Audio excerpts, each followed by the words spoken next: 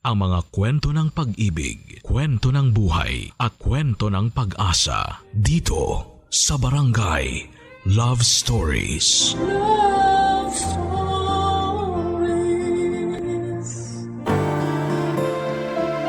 Masarap sa pakiramdam na magkaroon ng isang taong magpapakita at magpaparamdam sa iyo ng pagmamahal. Nakakakilig sa pakiramdam na para bang ayaw niyang mawala ka sa piling niya. Ikaw, kabarangay, naranasan mo na bang magkaroon ng taong nagmamahal sa iyo ng sobra? Dear Papa Dudut, ako nga pala si Arnold, 45 years old at nagkaroon ako ng mas batang karelasyon sa akin. Itago na lang natin siya sa pangalang Mika. 20 anyos siya, maganda at sexy si Mika. Mature din ang mukha niya kaya hindi naman nakakailang pag magkasama kami. Hindi kami mukhang mag-ama tulad ng iba. Nakilala ko siya sa isang dating app at sinubukan ko lang naman. Nagpanggap akong 28 years old noon at pasado naman. Kasi baby face naman talaga ako. Unang kita ko pa lamang kay Mika sa picture ay iba na ang naramdaman ko. Parang matagal ko na siyang kakilala. Kaya naman siniguro ko na mapapansin niya talaga ako. Nag-work naman. Wala akong sinayang na pagkakataon noong nakausap ko siya sa dating app ay kinuha ko na rin ang ibang social media accounts niya para wala na siyang kawala pa. Mula nung nagkausap na kami sa Facebook ay walang oras na hindi ko sinubukang magpa-impress sa kanya. Lahat ng gusto niya ay sinunod ko. Lahat ng mga date namin ako ang nanlilibre. Kuripot ako pero pagdating kay Mika ay all out ako sa kanya. Sumugal talaga ako sa relasyon na yon. Ininvest ko na lahat para lamang malak na siya sa buhay ko. Masasabing parang na-obsess ako sa kanya kahit papaano. Paano ba naman kasi Papa Dudut, siya pala ang ikalawang babaeng nagkaroon ako ng interes. At gusto ko, si Mika na ang endgame ko. Matanda na ako. Hindi na pwedeng matakot at mamili pa. Habang meron pang batang nagkakagusto sa akin ay ilalaban ko na ito. Napagtagumpayan ko naman at naging kami na ni Mika.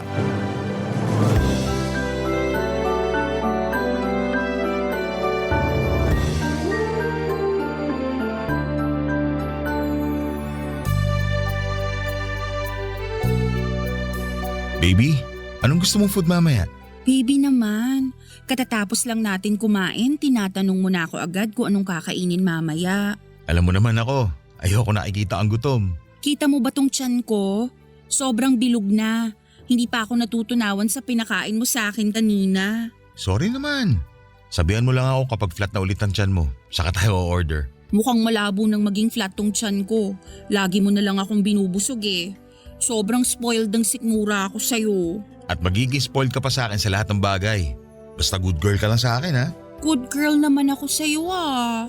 Lagi nga akong naglalambing sa'yo. Hindi ko nga ginagamit ang cellphone ko kapag magkasama tayo eh. Ang bait naman talaga ng baby ko. Kaya love na love kita eh.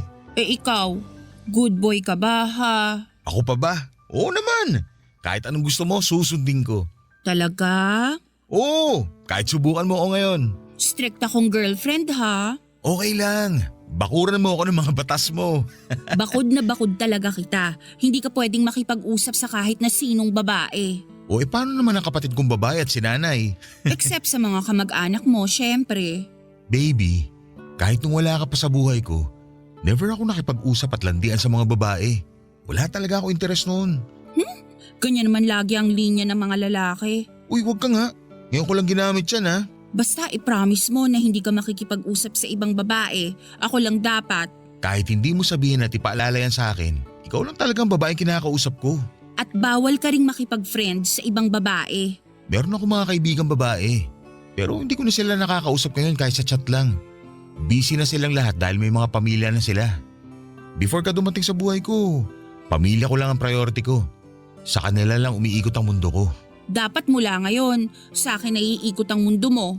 Ang possessive naman pala ng baby ko. O bakit ayaw mo? Gusto ko nga eh. Ang cute kasi. Sinasabi mo lang yan. Baka kapag tumagal, mapagod ka na sa pagiging possessive ko. Hindi ako mapapagod sa'yo. Mahal na mahal kaya kita. Sa'yo lang ako nabaliw ng ganito. Mababaliw ka talaga sa akin. Mababaliw. Ilista mo na lahat ng batas mo, baby. Lahat susundin ko. Sakal kung sakal. Sa'yo ko palagi. Grabe ka pala ma-in love, no?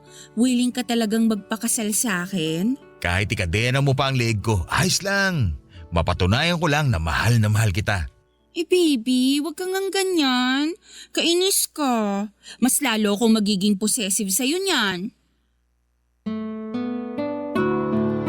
Akala ko noon ay biruan lang namin ang paglista ni Mika ng mga batas niya sa relasyon namin. Pero nagulat ako nang kumuha nga siya ng notebook at ballpen para ilista doon ang mga gusto niyang ipagbawal sa akin. Napakarami. Mababaw, karamihan, nakakatawa nga eh. Pumayag na lamang ako sa lahat ng kagustuhan niya at feeling ko naman ay harmless lahat ng mga nilista niya. Saka cute naman yon for me. Nakakatuwa nga sa feeling na merong isang taong nagmamahal sa akin ng ganon. Ewan ko ba. Lagpas 40 na ako at akala ko ay wala ng epekto ang ganon sa akin. Pero nakakakilig pa rin pala. Parang bumalik ako sa pagiging teenager, iba siguro talaga ang epekto kapag bata ang karelasyon mo. Feeling bata rin tuloy ako. Saka bawing-bawi talaga sa mga lambing ni Mika. Ibang maglambing ang mga Gen Z ha, pansin ko lang. Yun pa naman ang kahinaan ko at naibibigay niya yon sa akin ng walang kahirap-hirap. Mula nang nilista niya ang rules niya sa relasyon namin ay naging stricto talaga siya sa pagpapatupad noon. Bilang isang lalaking in love na in love, sunod naman ako ng sunod. Hindi naman nakakasaling ng pride o nakakainis. Pero nung tumagal ay napansin kong parang sobra na ata yon. Minsan kasi, magkasama kami sa apartment ko, wala sa plano ang pagkikita namin. Bigla na lamang siyang pumunta ng apartment ko para mag-chill and cuddle. Siyempre hindi ko naman siya hinindihan. Gusto ko rin naman siyang kasama. Masaya kami noon habang naglalambingan. Halos hindi maubos ang kaswitan ni Mika. Nakakatuwa talaga. Pero nabura lahat ng yon nang tumawag ang isa sa mga kaibigan ko para ayayin akong uminom kasama ang ibang mga tropa. May importante kasing ganap sa buhay ng isang tropa namin at kailangang andun kami para suportahan siya. Pagkatapos namin mag-usap ng kaibigan ko ay nag-iba na kaagad ang timpla at mukha ni Mika.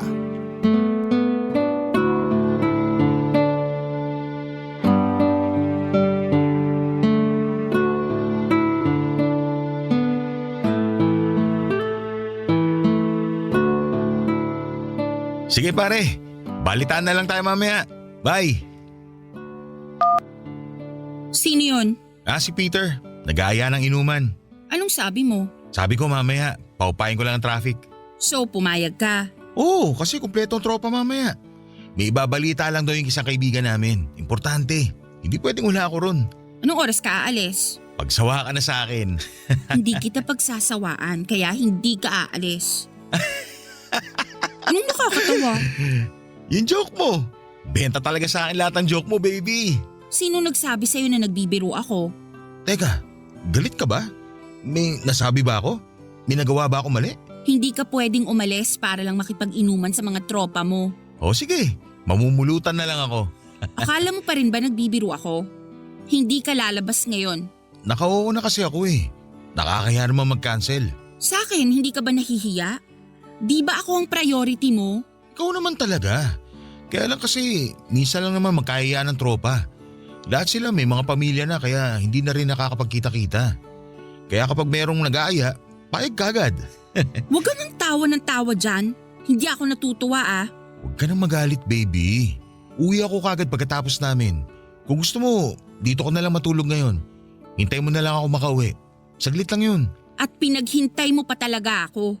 Anong akala mo sa akin, aso? Uy, hindi naman ganun ang ibig ko sabihin. Eh yun ang nararamdaman ko. Parang aso ang turing mo sa akin. Makikipaglaro at makikipaglambingan ka. Pagkatapos iiwan mo mag-isa dito sa bahay mo. Babalikan mo lang pag sawa ka na sa labas. Ikaw naman, baby. Masyado mo minasama yung sinabi ko. Ano bang gusto mong gawin ko para makabawi sa'yo, ha? Huwag kang aalis. Bawal kang makipagkita sa mga kaibigan mo. Mika, hindi naman pwedeng sa… Mika? Mika na lang ang tawag mo sa akin ngayon? Ano na? Nagbabago ka na ba? Ayaw mo na sa akin? Masyado na ba akong nakakasakal ha? Hala siya. Mika, baby, hindi mo ko naiintindihan. Ikaw ang hindi nakakaintindi sa akin. Baby, kumalma ka please. Hindi ako kakalma hanggat hindi ka susunod sa akin. Ano bang gusto mong gawin ko? Huwag kang lalabas. Hindi ka pwedeng makipagkita sa mga kaibigan mo. Hindi mo ba iniintindi mga nilista kong rules sa relasyon natin? Pag babe time, babe time. Hindi pwedeng sumingit ang kaibigan. Pero baby, misa lang naman kasi… Wala akong pakialam kahit ilang segundo lang kayong magkakasama. Pag sinabi kong hindi ka lalabas, hindi ka lalabas. Baby naman eh. Akin ka lang, Arnold. Akin.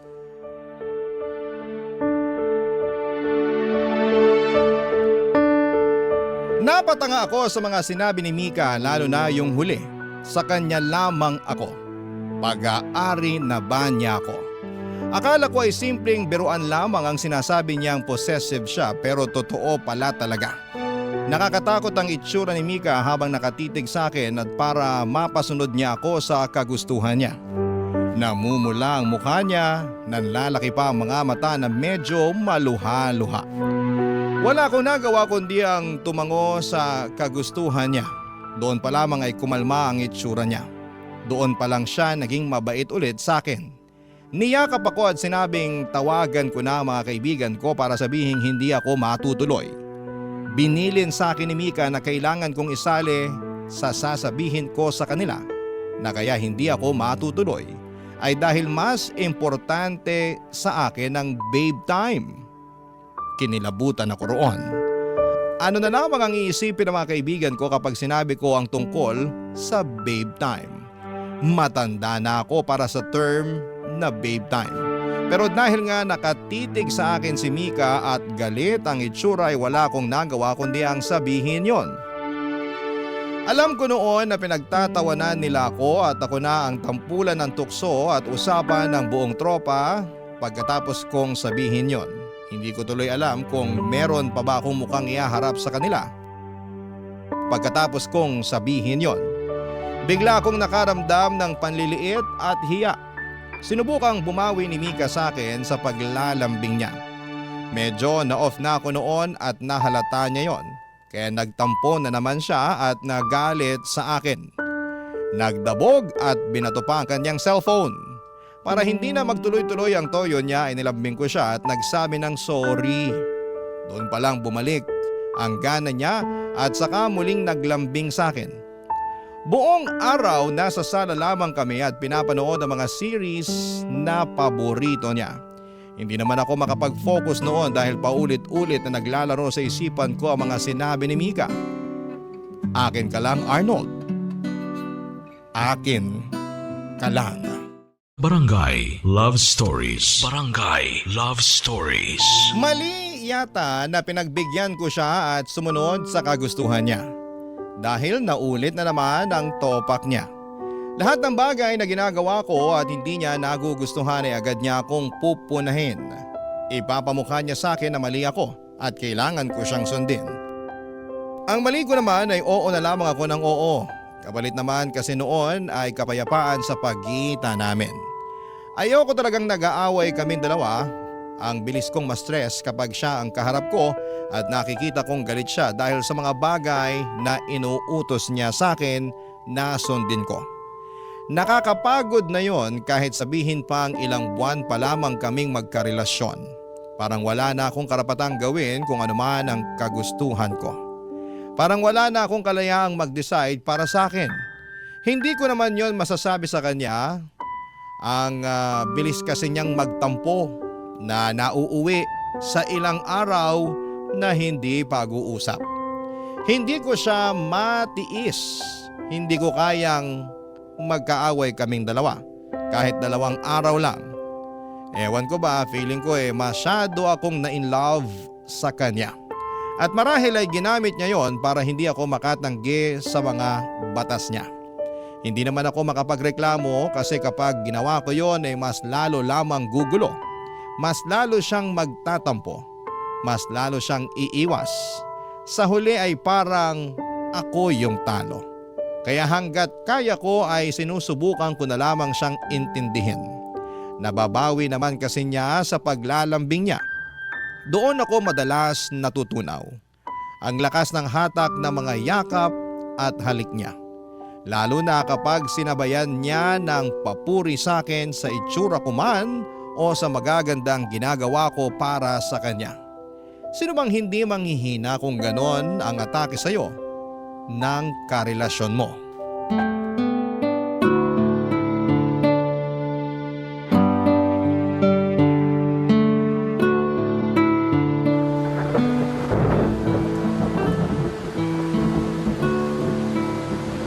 Baby, pag tumila yung ulan, labas tayo ha. Gusto ko mag-siomay tsaka milk tea. Ayaw mo bang dito na lang tayo sa bahay? Gabi na rin naman ah. 2 days na kasi tayong nakakulong lang dito sa bahay mo nabuburyong na ako. O sige, kahit ano basta para sa'yo. Saka pwede ba tayong dumaan sa mall mamaya? Pwede naman. May bibilhin ka ba? Bibili ako ng bagong bikini. Wow! May bala ka ba mag-beach? Bala kong gumawa ng reels sa Facebook habang nakabikini. Ha? Huwag yun. Hindi mo naman kailangan gawin yun. Pagpipiesta ka lang ng mga manyak sa Facebook. Manyak na tulad mo? Ha? Uy, kunwaring hindi alam. Ano na naman bang nagawa ko? Hindi mo alam? Kaya nga nagtatanong ako eh. O bakit parang ikaw pa tong galit? Hindi ako galit. Kinakabahan lang ako kasi mukhang may naisip ka na namang mali na ginawa ko. Meron naman talaga. Kaya nga sabihin mo sa akin para madepensa ako naman ng sarili ko. Hindi mo na madedepensahan ng sarili mo. Huli na kita. Ano bang ginawa ko? Bakit puro babaeng nakabikini ang lumalabas sa Facebook reels mo, ha? Ha? Napadaan lang yun. Lahat naman ng klase ng reels dumadaan talaga sa newsfeed ng Facebook ko. Sinungaling. Kala mo ba hindi kita binabantayan habang nagsiselfone ka? Hindi naman kita niloloko para bantayan mo pagsi-cellphone ko. Hindi pa ba cheating ang ginagawa mong panunood ng mga sumasayaw na babaeng nakabikini sa Facebook? Tutok na tutok ang mata mo sa screen ng cellphone mo? Saan ba ako nagloko sa parting yun? Hindi ko naman sila mini-message ah. Oo sige, aaminin ko na pag dumaan yun sa Facebook ko, pinapanood ko kapag bored ako. Oo, at aaminin ko na nagaganda naman ako sa kanila. Ano magagawa ko? Lalaki ako eh. Diyan nagsisimula ang lahat. Kasi lalaki ka. Manunood ka ng Facebook reels ng mga sumasayaw na babae ngayon, tapos sa susunod, nasa inbox ka na nila. Magkausap na kayo. Lolokohin nyo na ako. Walang ganun, Mika. Ano ba naman pag-overthink yan? Hindi ako nag-overthink. Sure ako na ganun ang mangyayari kapag hindi mo tinigil ang panonood mo ng mga babaeng nakabikini sa Facebook. Harmless naman yun. Talagang dedepensahan mo pa? Hindi mo na lang itigil para matapos na to? Hindi mo ba naaalala yung isang rule sa relasyon natin? Sa akin ka lang dapat titingin. Walang ibang babae kang magagandahan. Ako lang dapat. Walang babaeng nakabikini ang makakakuha ng atensyon mo. Ako lang dapat. Ako. Naiintindihan mo? Okay sige, umalma ka na. Lahat ng mga babaeng dadaan sa Facebook ko, auto-hide agad. Mangako ka. Oo. Kaya please, Tana. Sorry na. Hindi na ako uulit. Akin ka lang. Akin ka lang. Kinilabutan ako noon habang niyayakap si Mika at pinapatahan. Lalo na nung paulit-ulit niyang sinabi na sa kanya lamang ako dapat. Doon nagmantsa sa akin ang mga salita niya. Ayoko nang ganon. Hindi niya ako pwedeng ariin na parabang gamit. Kung meron mang itinuro sa akin ang mga magulang ko, iyon ay ang pumili ng karelasyon na hindi ka paghihigpitan at sasakalin sa mga gusto niya. Hindi ka pwedeng ariin ng kahit na sino dahil pag-aari mo ang sarili mo. Ewan ko ba kung bakit nagawa kong kalimutan ang pilin na yon ng mga magulang ko mula nang naging kami ni Mika. Masyado ba akong nabulag sa mga panlalambing at pagmamahal niya? Siyempre lahat ng naisip kong ito ay hindi ko sinabi kay Mika. Ayoko na ng away, ayoko ng gulo.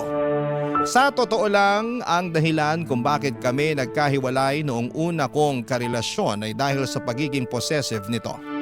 Lagi nitong binabantayan ang bawat galaw ko. Ang hirap gumawa ng mga bagay na magpapasaya sa akin kapag nasa tabi ko siya. Kailangan ko laging isipin ang mararamdaman niya. Palagi akong natatakot sa mga bawat galaw ko na makagawa ng hindi niya magugustuhan. Ang kaibahan lang niya kay Mika ay hindi ko naman masyadong minahal ang first girlfriend ko. Naging magkarelasyon lamang kami dahil sa pangbubuyo ng ibang tao. Pero iba kay Mika, minahal ko talaga siya ng sobra kaya siguro ipinayagan ko siyang maging possessive sa akin. Pero habang tumatagal, Papa Dudut, ay parang ang unfair na ng pamamalakad niya sa relasyon naming dalawa. Nakakasakal. Ang hirap huminga kapag kasama siya.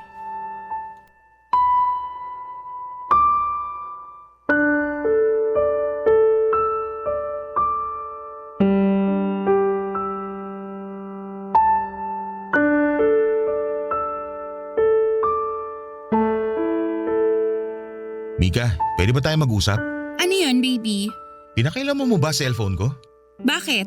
Kinausap kasi ako ng admin namin sa trabaho. O tapos? Binlock mo ba siya sa Facebook ko? Uy Mika, ano na?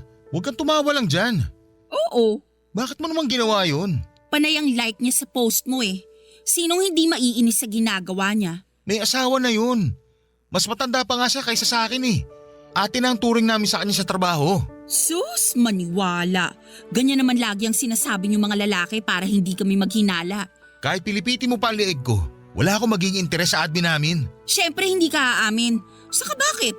Ikamamatay mo ba kung hindi na kayo friends sa Facebook? Parte siya ng GC namin sa trabaho.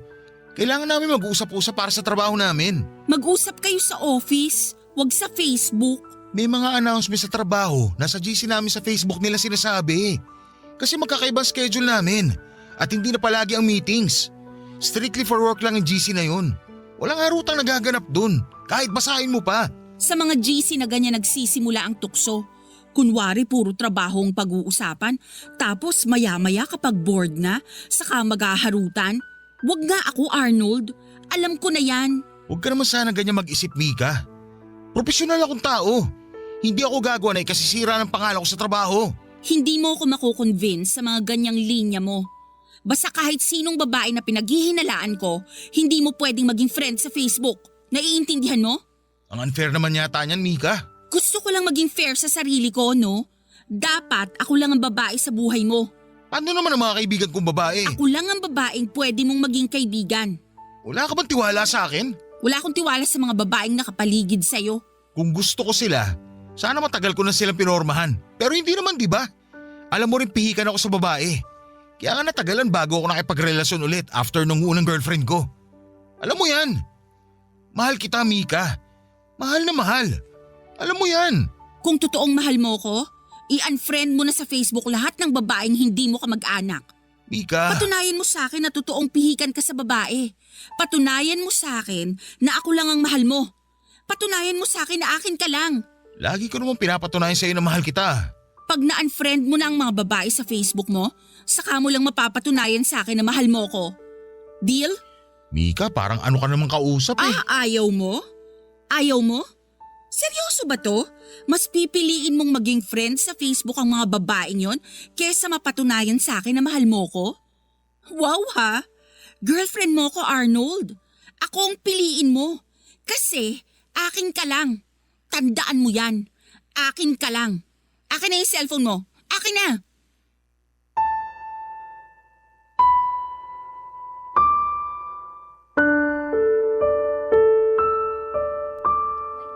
Papa Dudut, nagulat na lamang ako nang biglang hinablot ni Mika ang cellphone ko sa kamay ko. Hindi ko napaghandaan yon dahil parang sumakit na naman ang dibdib ko noong marinig kong sinabi niya na sa kanya lamang ako dapat. Nanghina ako lalo na noong sinagawan niya ako at minura para ibigay ko sa kanya ang passcode ng cellphone ko. Wala na naman akong nagawa, Papa Dudut. Na-shock talaga ako sa pinakita niya sa akin at pagkatapos noon ay harap-harapan niyang in-unfriend ang mga babaeng kaibigan ko sa Facebook. Pinabayaan ko siya. Chinek din niya ang mga message sa Facebook ko. Chinek niya kung meron akong mga kausap. Wala siyang nakita pero ayaw niyang maniwala at inisip niyang nakapagbura na ako. Wala na akong lakas para depensahan ang sarili ko, Papa Dudut. Pati ang mga mensahe bago ko pa siya naging girlfriend ay chinek din niya. Inaway niya ako sa mga nag-message sa akin na mga babae noon. Kahit na hindi ko naman nireplyan ang mga yon. Bakit daw nag-message sa akin ang mga babaeng yon? Interesado raw ba sila sa akin? Hindi pa rin ako nakaimik. Gusto kong depensahan ang sarili ko. Hindi ko pa naman kilala si Mika noong nag-message sa akin ang mga babaeng yon. Hindi nga rin ako nagkaroon ng interes sa kanila. Kaya nga hindi ko sila nireplyan. Pero minasama niya ang mga mensahe na yon. Ako pa ang sinisisi niya kung bakit ako minessage ng mga babaeng yon. Hindi ko na alam kung saan ako lulugar, Papa Dudut. Puro siya na lamang ang nasusunod. Puro toxic traits ang pinapakita niya sa akin. Mahal na mahal ko si Mika pero sapat ba yon para gawin niya ang ganong mga bagay sa akin, Papa Dudut? Barangay Love Stories. Barangay Love Stories. Nagtuloy-tuloy ang pagiging possessive ni Mika sa akin, Papa Dudut.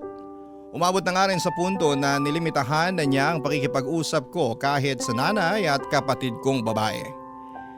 Sinabi niyang mas napupunta na raw doon ang oras ko kesa sa kanya.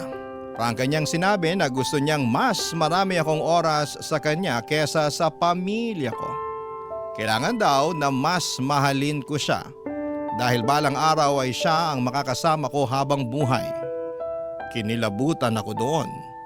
Nung una siya ang babaeng gusto ko nang makasama habang buhay pero nang lumabas na ang totoong ugali niya na nakakasakal ay nawala parang bula ang ideya na yon.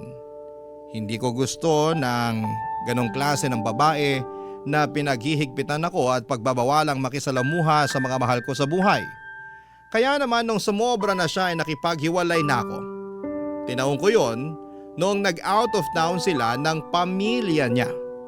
Ayoko kasing gawin ng personal ang pakikipaghiwalay sa kanya dahil sa takot na pwede niyang gawin. Tinext ko lamang siya at sinabing kailangan na naming maghiwalay.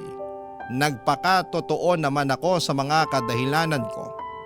Hindi niya ako nireplyan at hindi ko alam ang mararamdaman noon. Matatakot ba ako dahil baka meron itong gawing hindi maganda? O dapat akong matuwa dahil pinalaya na niya ako? Lumipas na ang ilang linggo ay wala pa rin akong naging balita sa kanya. Nakahinga na ako ng maluwag. Totoong namimiss ko ang presensya at paglalambing niya pero mas payapa noong nawala na siya. Pero panandalian lamang pala ang kapayapaan na yon. Makalipas pa nga ang ilang linggo ay nabalitaan ko na lamang na kung ano-ano ang chinachat niya sa mga kakilala ko. Sinisiraan niya ako. Nag-post din daw ito sa Facebook na mga mapanirang bagay tungkol sa akin. Naka-mention pa ang pangalan ko at hindi ko yon nakita dahil blinak na niya ako sa lahat ng social media accounts niya. Tinawagan ko siya para kumpirmahin ang mga ginawa niyang paninira tungkol sa akin, Papa Dudut.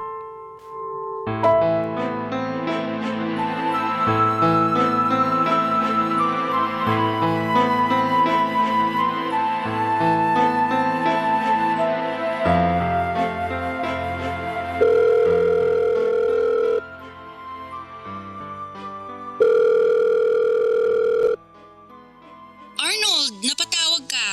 Mag-usap tayo. Okay, makikipagbalikan ka, no? Anong makikipagbalikan ang sinasabi mo? Na-realize mo siguro na hindi mo kayang mawala ako sa buhay mo. Gets kita. Mahirap mawala ng bata at magandang girlfriend. Ang lambing ko pa, di ba? Ano? Anong ano? Di ba tumawag ka para makipagbalikan sa akin? Tumawag ako para sabihin sa'yo na nakarating sa akin lahat ng mga pinagsasabi mo sa mga kakilala ko. Anong pinagsasabi mo dyan? Huwag ka namang panggap na hindi mo alam, Mika. Bakit kailangan mo ako siraan sa ibang tao? Yun ba? Hindi naman paninira yun. Totoo naman lahat ng sinabi ko. Ano totoo sa mga sinabi mo? Pinagkalat mong niloko kita. At ako pa may lakas na loob na iwan ka. Hindi ba yun ang dahilan kung bakit mo ko iniwan? Hindi kita niloko kahit minsan. Iniwan kita dahil dyan sa ugali mo. Walang masama sa ugali ko. Hindi mo talaga alam kahit sinabi ko na sa'yo kung paano nakakasakal ang ginagawa mo sa akin? Masyado kang possessive. Pinoprotektahan ko lang kung ano ang akin.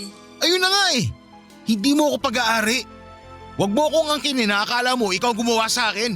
At bakit hindi kita aangkinin? Boyfriend kita. Correct lang kita ha. Ex-boyfriend. Hindi magtatagal, magiging boyfriend ulit kita. Ganyan ka ba kakampante na babalik ako sa'yo? At bakit hindi? Ang hirap ko kayang kalimutan. Totoo namang mahirap kang kalimutan. Nakakatroma ka eh. Huwag mo akong subukan, Arnold. Nagtitimpi lang ako sa'yo. Wala naman na kasi sana tayong problema kung tumahimik ka na lang. Sa tingin mo, problema na tong ginawa ko sa'yo? Ay, nako. Anong binabalak mo? Wala naman. Wala naman. Kilala na kita, Mika. Huwag naman ganyan. Ano na naman ba itong binabalak mo? Ayaw mo pa rin ba tumahimik na lang? Kalimutan na lang natin lahat na nangyari. Ikaw ang dapat gumawa niyan. Kalimutan na natin ang lahat ng nangyari para makapagsimula tayo ulit. Bigyan mo ng chance tong relasyon natin. Malay mo, ma-realize mo rin na may magandang dahilan ang pagiging possessive ko sa'yo. Mika, walang magandang dahilan sa pagiging possessive ng isang tao. Ano ba klase pag-iisip yan? Huwag mo akong galitin, Arnold, ha? Wag! Tanggapin mo na kasi. Ayoko na. Oo, mahal pa rin kita. Namimiss kita. Pero hindi sapat ang mga dahilan yun para balikan ka. Babalik ka rin sa akin. Akin ka lang. Tandaan mo yan! Sa lahat ng mga babaeng nakilala ko at nakasalamuha ay kay Mika ako higit na nakaramdam ng kakaibang takot. Alam kong may balak pa siyang gawin pero hindi ko mabasa ang kanyang isip. Kahit sa kanyang galaw ay hindi ko matansya kung meron itong binabalak na masama. Agad kong tinapos ang tawag ko sa kanya kahit meron pa sana itong sasabihin. Alam kong sasabihin niya lamang ulit na pag-aari niya ako. Ayaw ko nang mapakinggan pa yon kaya naman tinapos ko ang usapan namin. Makalipas nga ang 2 oras noong naramdaman kong pwede na ulit magparamdam sa kanya ay tinext ko siya para magpakumbaba at para kumalma na siya. Nagsorry ako sa kanya para maayos na ang pagtatapos namin. Hindi naman siya nag-reply sa akin, Papa Dudut. Kaya naman, hinayaan ko na lamang. Baka sa naging usapan namin yon ay kumalma na siya. Wala na ako naging balitang paninira niya after naming mag-usap. Pinagdasal ko na sana ay na-realize niyang mali nga ang ginawa niya. At baka naging aware na rin siya sa wakas kung ano ang mali sa ugali niya. Siguro ay may isang buwan din akong naging payapa na hindi siya nakikita o nakakausap man lang.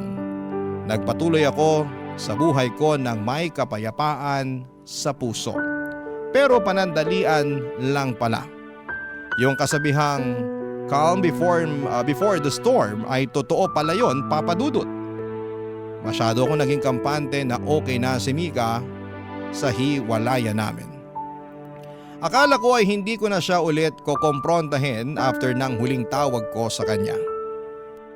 Pero nagkamali ako. Nagulat na lamang ako na may nakarating na naman sa mga kakilala ko na paninira sa akin. Hindi ko alam kung masasabing paninira ba yon dahil totoo naman ang mga sinend niyang screenshot ng usapan namin. Kaya lang ay nakakabastos sa parte ko dahil pribadong usapan namin ang pinagkalat niya sa ibang tao. Wala akong ibang naging choice kundi ang puntahan na siya para kausapin ng personal. Baka doon na siya madala at matauhan kapag nakaharap na niya ako, Papa Dudut.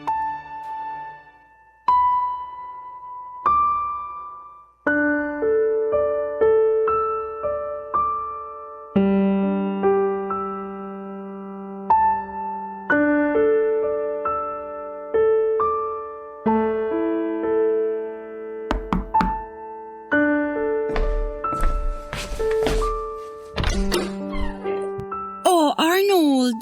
Sabi na babalik ka pa rin talaga sa akin. Mag-usap tayo. Ready ako. Basta ba pag-uusapan natin kung paano tayo magkakaayos? Pwede tayo magkaayos pero hindi tulad ng iniisip mo. Matigas ka pa rin talaga, no? Ayaw mo pa rin aminin sa sarili mong nararamdaman mo sa akin? Alam mo kung anong nararamdaman ko sa'yo ngayon? Galit at pandidiri. Nagsisisi rin akong niligawan kita at pinapasok pa kita sa buhay ko. Kung alam ko lang sana ganitong trauma at stress ang aabutin ko sa'yo, sana pala naging single na lang ako. Wow! Sising-sisi ka na niyan?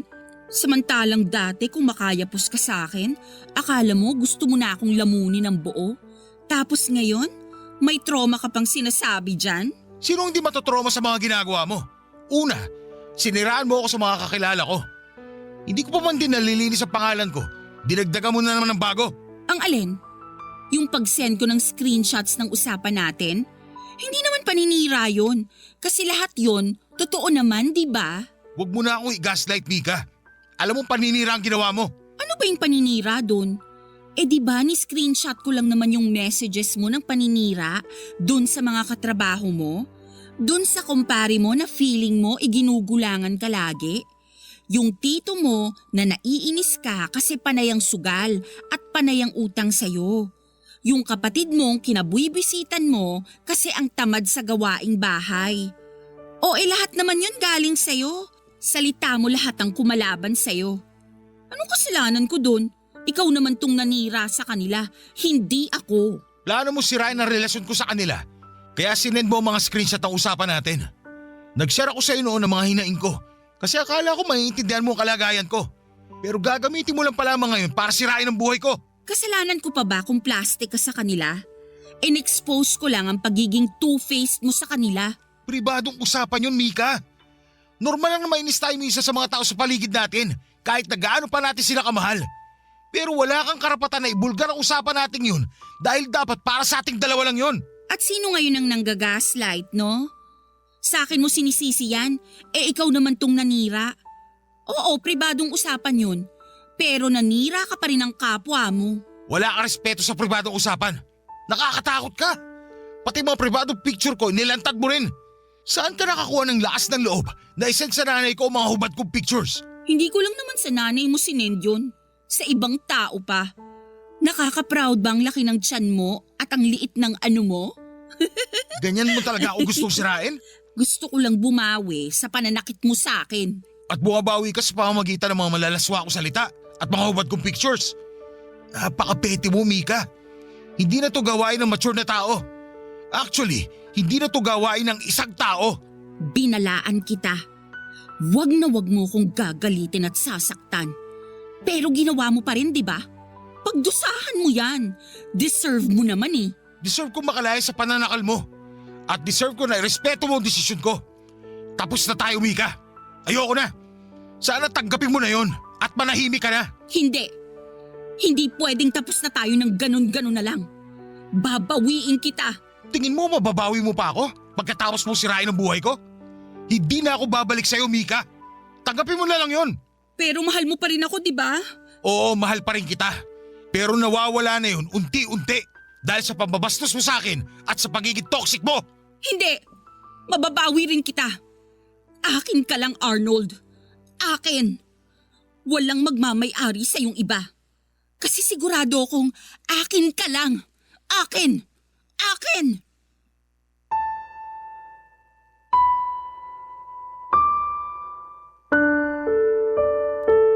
Pinagsasampal ako noon ni Mika tapos ay biglang yayakap at iiyak. Biglang magagalit at magwawala pagkatapos ng ilang sandali. Maya-maya naman ay magmamakaawa at maglalambing na balikan ko siya. Paiba-iba ang pinakita niyang emosyon noon. Nakakatakot lalo na noong pinagbantaan niya ang buhay ko at ng pamilya ko. Doon ako natakot lalo. Hindi ko na siya pinakalma tulad ng unang plano ko. Umalis na lamang ako bigla. Sinubukan niya akong tawagan sa cellphone ko pero hindi ko na sinagot. Nagsorry siya sa mga ginawa niyang paninira sa akin. Pwede naman daw niyang ayusin basta babalik ako. Panayang sabi niya na mahal niya ako at hindi niya kayang mawala ako. Nanakot din siyang magpapakamatay siya oras na hindi ako bumalik sa buhay niya. Dinamay na niya ang mga kaibigan niya, pinatawag sa akin para sabihing maawa ako kay Mika. Grabe na talaga siya sa pagiging toxic niya. Nag-send ako ng huling message sa kanya para sabihin lahat ng lungkot at sama ng loob ko. Mga kinikim-kong galit noong magkarelasyon pa lamang kaming dalawa. Wala akong iniwan, lahat sinabi ko para maintindihan niya kung bakit naisip kong hiwalayan na siya. Naisip na lang or naiyak na lamang ako noon habang inaalala ang paghihirap at pananakal niya sa akin. Pagkatapos noon ay blinako na siya para hindi ko na mabasa pa ang mga mensahe niya. Papadudot, umasa ako na titigil na siya pagkatapos ng message ko. Pero hindi dahil mas lumala pa nga siya. Nag-edit na nga siya ng mga pictures ko para magmukhang scandal ko yun. Umo-order at nagpapadeliver din siya ng mga kung ano-ano sa bahay ko at ako ang pinagbabayad. Hinahassle pa niya ang ibang tao dahil gusto niya lamang ma-stress ako lalo. Pinag-away-away niya kami ng mga kaibigan ko dahil sa mga kwento ko noon kay Mika tungkol sa mga kaibigan ko. Hindi ko po inakala na magagamit niya yon sa akin para siraan ako. Masyado ako nagtiwala at sobrang depressed and stressed na ako sa ngayon. Ano po ba ang dapat kong gawin sa kanya dahil hindi na siya nadadaan sa pakiusap? Natatakot ako na baka lumala pa ang mga susunod niyang gawin kapag hindi pa siya nakontento sa mga ginagawa niya ngayon. Maraming salamat po at hiling ko na sana ay matulungan po ninyo ako sa aking suliranin. Ang inyong kapuso at kabarangay forever, Mika. Nalilito pa rin sa live ang ating kabarangay. Ano kaya ang maipapayo mo sa kanya? Ibahagi mo yan sa ating comment section para mabasa rin niya.